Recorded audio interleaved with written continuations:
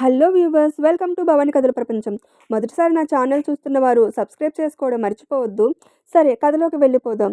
కాల్గల్ విభిన్న ప్రేమ కథ 14వ భాగం. తీర్థ ఫోన్ పెట్టిన 5 నిమిషాల్లోనే ఆమె ఇంటి ముందు పడవంత కారు వచ్చి హారన్ కొడుతూ ఆగింది. కారు హారన్ వినగానే ఉలిక్కిపడి లేచి నిల్చుని ఏడ్చి ఏడ్చి ఎర్రగా మారిన కళ్ళను కాస్త గట్టిగా తుడుచుకొని ఇంటి నుండి బయటకు వచ్చింది. ఆమెను చూసి డ్రైవర్ కారు దిగి డోర్ తెరిచి ఎక్కండి అన్నాడు.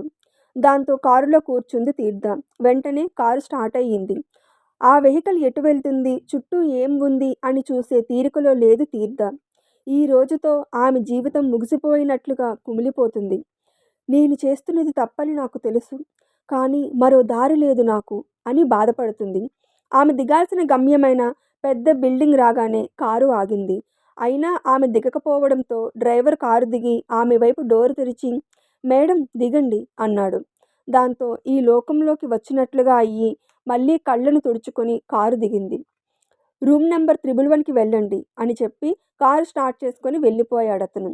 మరబొమ్మల అడుగులో అడుగు వేసుకుంటూ ఆ బిల్డింగ్లోకి వెళ్ళిన ఆమెకు రూమ్స్ కనిపించాయి.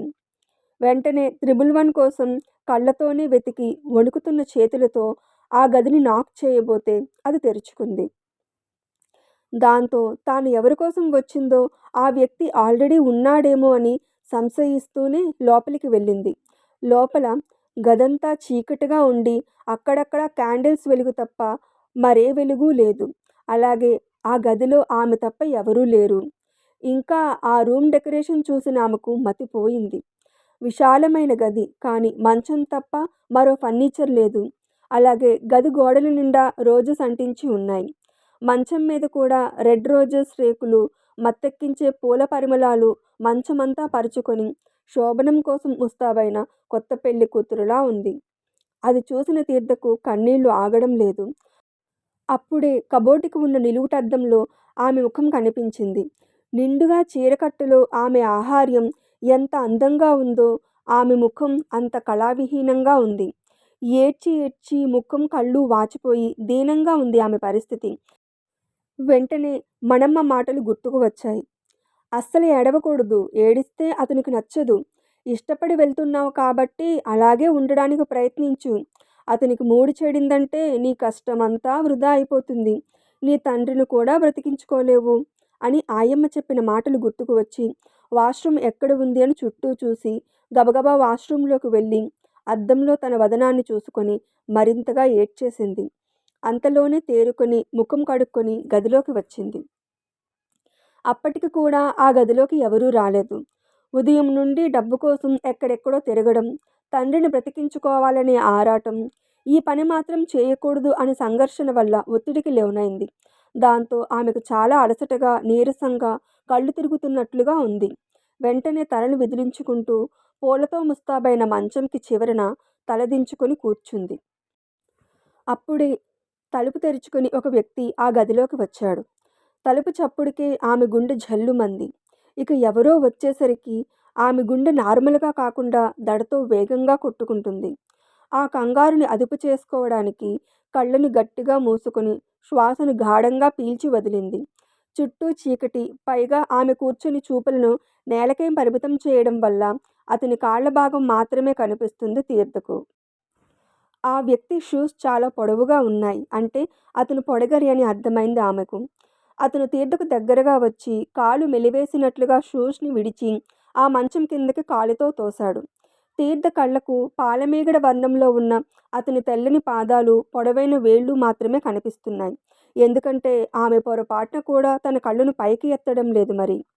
ఆ వ్యక్తి ఆ గదిలోకి వచ్చిన క్షణం నుండి తీర్థ నుండి చూపు తిప్పడం లేదు. అక్కడక్కడా ఉన్న కొవ్వొత్తుల వెలుగులో, ఎరుపు రంగు చీరలో, అదురుతున్న అదరాలతో, అందంగా ఉన్న వదనంతో, ఆమె తలదించుకుని ఉండడం వల్ల మూసుకున్నట్లుగా ఉన్న నయనాలతో ముద్దుగా ఉన్న ఆమెనే చూస్తూ ఉండిపోయాడు. అంతలోనే తేరుకొని చీర కట్టుకొని చూపులను నేలకే పరిమితం చేసిన ఆమెను చూస్తూ ఇక్కడికి ఇలా కూడా వస్తారా అని అడిగాడు అతను మొదటి మాటగా.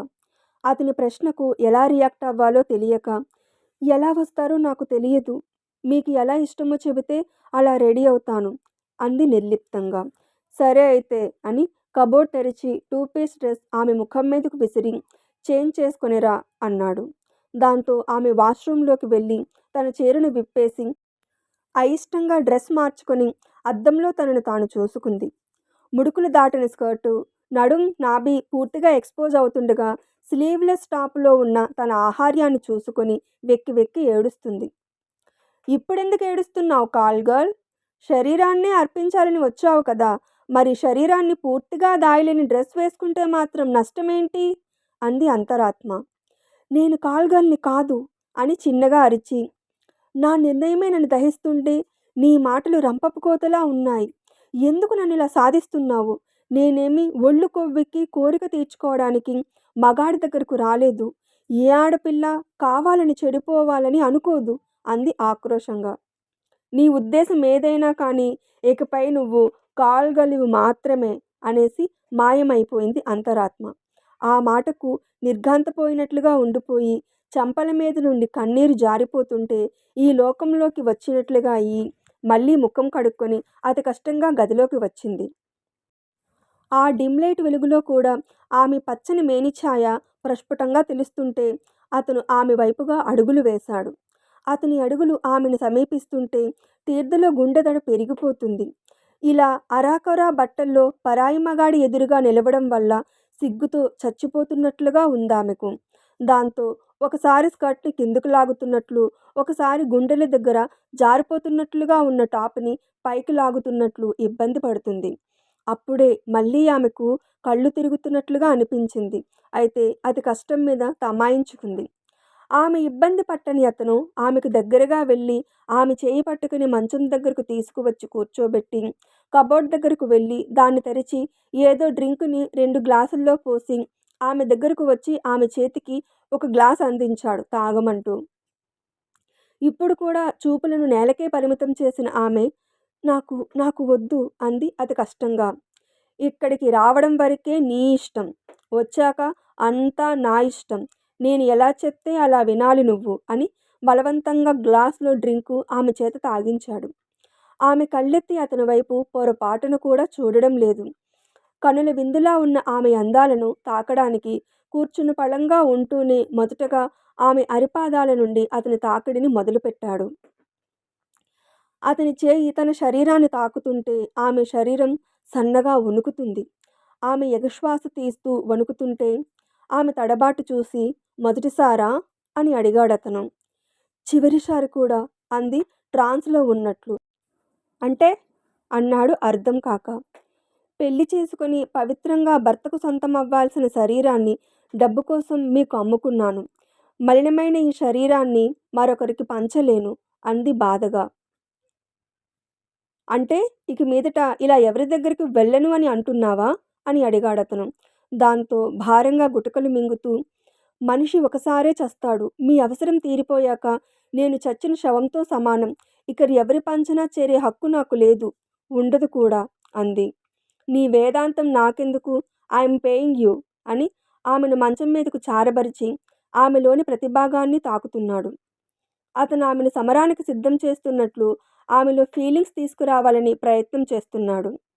కోరికలు ఉన్న మనిషిలోనే ఫీలింగ్స్ వస్తాయి, కానీ ఈమెలాంటి ప్రాణం ఉన్న బొమ్మకి ఫీలింగ్స్ కలగవని అతనికి తెలియడం లేదు. అయినా అమ్ముడుపోయాక ఫీలింగ్స్తో పనేంటి అని అనుకున్నాడో ఏమో అతని చర్యల వేగాన్ని పెంచాడు. ఆమె శరీరానికి అతని పెదవుల ముద్రలు, మీసాల గాయాలు తెలుస్తున్నాయి. పెళ్లి చేసుకొని భర్తతో పంచుకోవాల్సిన శరీరాన్ని ఇలా అమ్మకానికి పెట్టాను అని కుమిలిపోతున్న ఆమె వదనాన్ని చూస్తూ ఆమె పెదవులను ఆక్రమించుకోవాలని అతను ఉవ్విళ్ళూరుతూ అటువైపు కదిలాడు. అతని వెచ్చని శ్వాస ఆమెకు తెలుస్తుంది.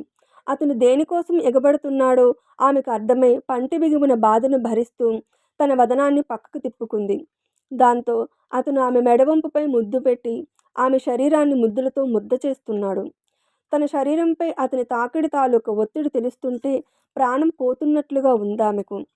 ఇదంతా ఏం వద్దు, నేను అటువంటి అమ్మాయిని కాదు అని అతని దూరం నెట్టి అతని చేష్టలకు అతని చెంపను పగులగొట్టి ఇక్కడి నుండి పరుగున వెళ్ళిపోవాలని ఉందామెకు. కానీ తన మానం కన్నా తండ్రి ప్రాణం ముఖ్యమని అతి కష్టంగా ఈ బాధను భరిస్తుంది. అతను నెమ్మదిగా అతనిపై ఉన్న అడ్డులను ఒక్కొక్కటిగా తొలగిస్తున్నాడు. ఆ విషయం ఆమెకు తెలుస్తుంటే గట్టుతెగిన గోదారిలా తీర్థ నయనాలు వర్షిస్తున్నాయి. అప్పటి వరకు కళ్ళు తిరుగుతున్నట్లుగా ఉన్న తీర్థ ఈ ఒత్తిడి, ఈ బాధ, ఈ నరకం ఇక తన వల్ల కాదంటూ ఇప్పుడు పూర్తిగా స్పృహ తప్పింది. తీర్థ కళ్ళు తెరిచేసరికి ఆ మంచం మీద ఆమె ఒక్కతే వివస్త్రగా దుప్పటి అడుగున ఉంది. ఆమెకు ఒళ్ళంతా నొప్పిగా, భరించలేని బాధగా ఉంది. దాంతో ముడుకుల మీద ముఖం పెట్టుకున్నట్లుగా కూర్చుని గుండెలు పగిలేలా ఏడుస్తుంది. ఇలా ఎంత సమయం ఏడ్చినా ప్రయోజనం లేదని వాష్‌రూమ్‌లోకి వెళ్ళిపోయి తన పాపం కరిగేలా, మనసు శాంతించేలా షవర్ కింద తడుస్తూ రోదిస్తూనే ఉంది. ఏం చేసినా, ఎంత చేసినా శరీరంపై పడిన మచ్చ పోదు అని అవగతమైనా కూడా కుమిలిపోతుంది.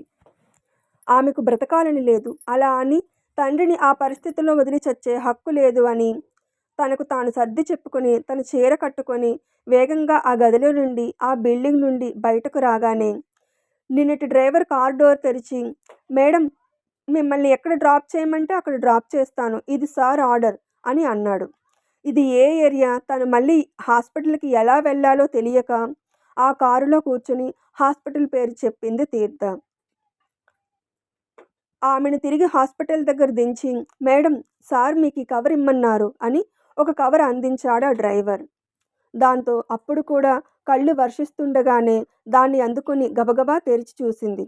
ఆ కవర్‌లో శంకరం పేరు మీద హాస్పిటల్ బిల్ మొత్తం పే చేసిన రిసిప్ట్ కనిపించింది. వెంటనే థాంక్స్ అనేసి పరుగులాంటి నడకతో తండ్రి ఉన్న వార్డు వైపు వెళ్ళింది. అక్కడ బెడ్ మీద తండ్రి లేడు. దాంతో ఒక్కసారిగా ఆమెకు ఊపిరి ఆగిపోయినట్లుగా అయిపోయింది. ఎవరి కోసం తన జీవితాన్ని నాశనం చేసుకుందో ఇప్పుడు ఆ వ్యక్తి కనిపించడం లేదు. అంటే ఏం జరిగిందో అని ఆమెకు దుఃఖం ఆగడం లేదు. నేను మరీ ఆలస్యం చేశానా? నాన్నకు ఏమయ్యింది? అని ఏడుస్తుంది. అప్పుడే నర్సు వచ్చి, "మేడం, డాక్టర్ గారు మిమ్మల్ని పిలుస్తున్నారు" అని చెప్పింది. వెంటనే డాక్టర్ దగ్గరకు వెళ్ళింది తీర్థ. కమలాకర్ తీర్థను చూస్తూనే, "రామ్మా తీర్థ, నువ్వు పని మీద బయటకు వెళ్ళినా కూడా మీ నాన్న పేరు మీద డబ్బులు కట్టేశావు కదా! అందుకే వెంటనే మీ నాన్నకి ఆపరేషన్ చేసేశాం. అయితే" అని నసిగాడతను. "చెప్పండి డాక్టర్, ఆయనకిప్పుడు ఎలా ఉంది?" అని ఆత్రంగా అడిగింది. "కంగారు పడకమ్మా, ఆపరేషన్ అయితే సక్సెస్ అయ్యింది. కానీ మొన్నటిలా ఆయన మళ్ళీ కోమాలోకి వెళ్ళిపోయారు" అని అన్నాడతను. "అదేంటి డాక్టర్, కోమాలో నుండి బయటకు వచ్చారు కదా! మీరు కూడా చూశారు కదా!" అంది కంగారుగా. "ఆయన కోమాలో నుండి బయటకు వచ్చారని మనం అనుకున్నాం. అయితే ఆయన ఆరోగ్య పరిస్థితి మనకు తెలియడం కోసం మాత్రమే ఆ క్షణానికి వేళ్లు కదిపాడు. దాంతో మనం ఫస్ట్ స్టేజ్ ఆఫ్ కోమా నుండి చాలా తొందరగా బయటకు వచ్చారని అనుకున్నాం" అన్నాడు.